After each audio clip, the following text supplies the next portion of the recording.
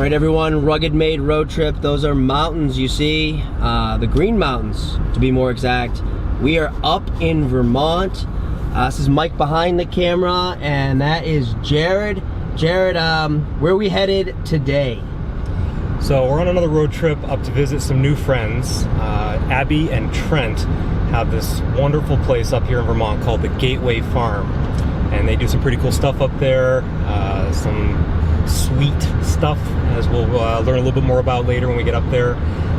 But they also split a lot of firewood. They do a lot of heating, and one of their secret ingredients requires a lot of firewood. So we've got a machine up in the back of our rig here that we're bringing up, and they're gonna give it a try and see what they think, and should be pretty fun. They've both been on this 300+ acre farm since about 2014, and sounds like they've just really taken this homesteading thing to a whole new level. So we're excited to spend some time with them. All right, so we'll see you guys up there. Should be a blast, and yeah, see you at the farm.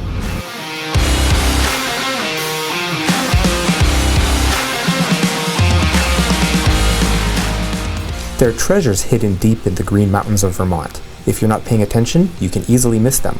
As we were driving along, we spotted what appeared to be a very old engine. Even though we didn't have a lot of time to spare, we couldn't pass up the opportunity to check out an antique piece of equipment, especially one that was running. So we doubled back. This engine was built in 1913, which makes it 108 years old. As you can see from the beautiful brass plate, it was built by the Stover Engine Works.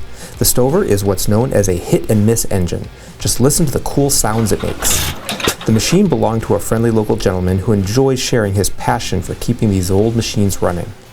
We learned that engines like this were widely used from around the turn of the last century until the early 30s.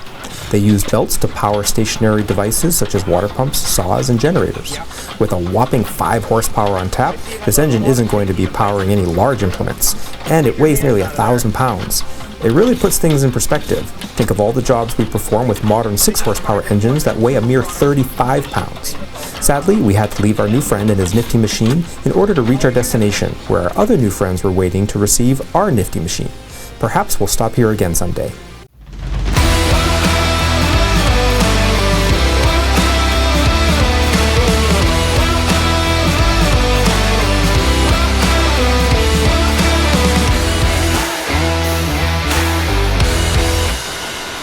Keep the spare wheel. Yeah. We call this a walk of shame. When the tire pops off the trailer 2 miles from the farm. So the hub completely failed, and it slid right off the spindle. So you'd say that's less than ideal? It's not up to spec.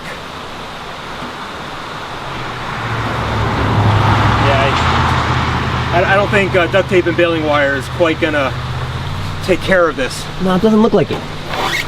And look who it is. Trent from Gateway Farm. Hey guys! Here to help rescue us. How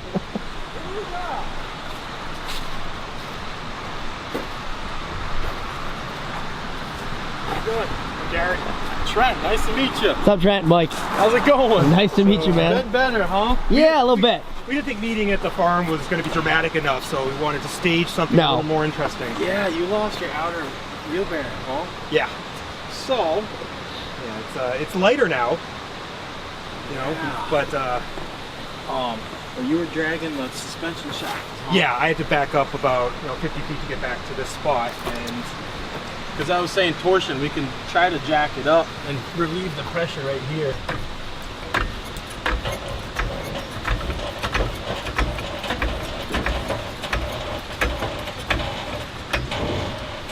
That's the culprit, by the way. See that big dent in the road?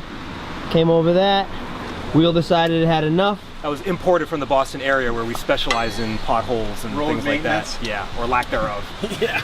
Good here because you're between the axle bracket. That bit up there, if that slides off, Watch yourself for a second. too much stretching. Yeah.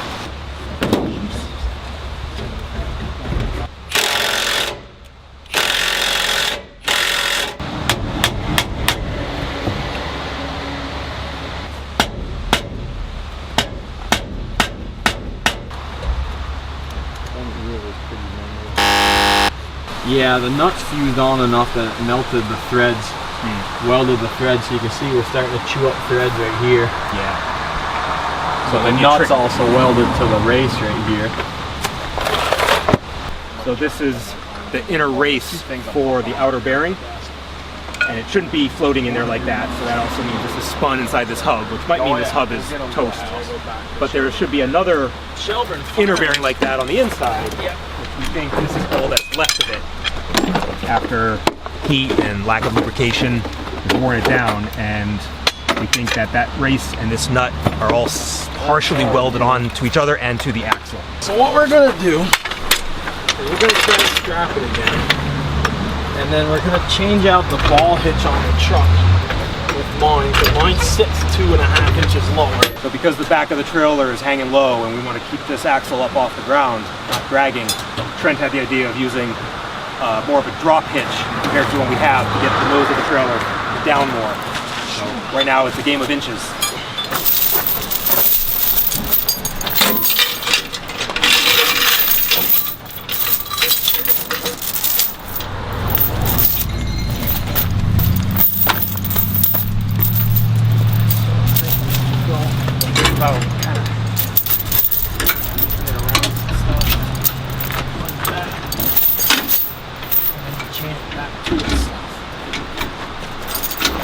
How do we get tension on it? I think if we can get it as tight as we possibly can, once we let the jack down, it'll have.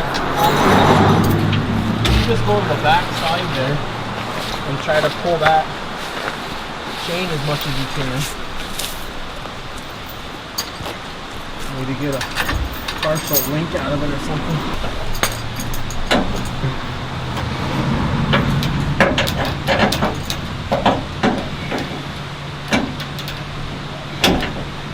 Alright, let's see what that does. Well, let's see. I like your idea of dropping the nose as much as possible. Yeah. Oh, so that gets you down. That might do it. So that at least gets you so you can milk it to my house.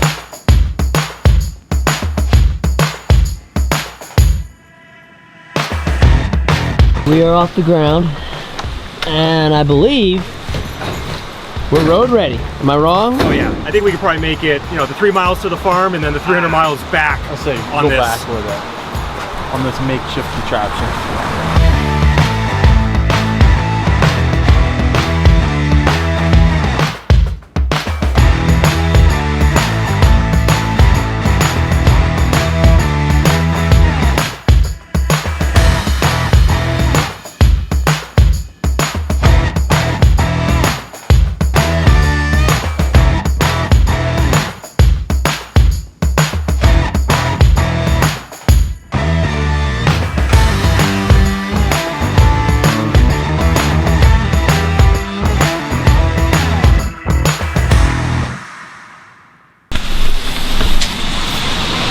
All right, Trent, what are we doing now?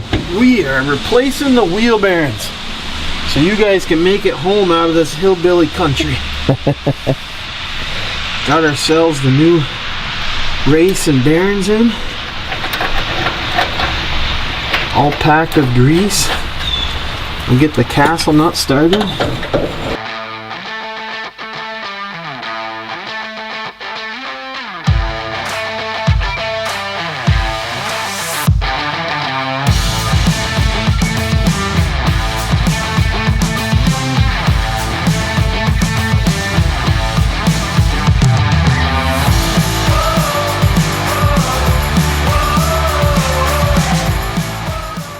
Well, here we are the next morning, and Trent did a fantastic job helping getting our trailer repaired.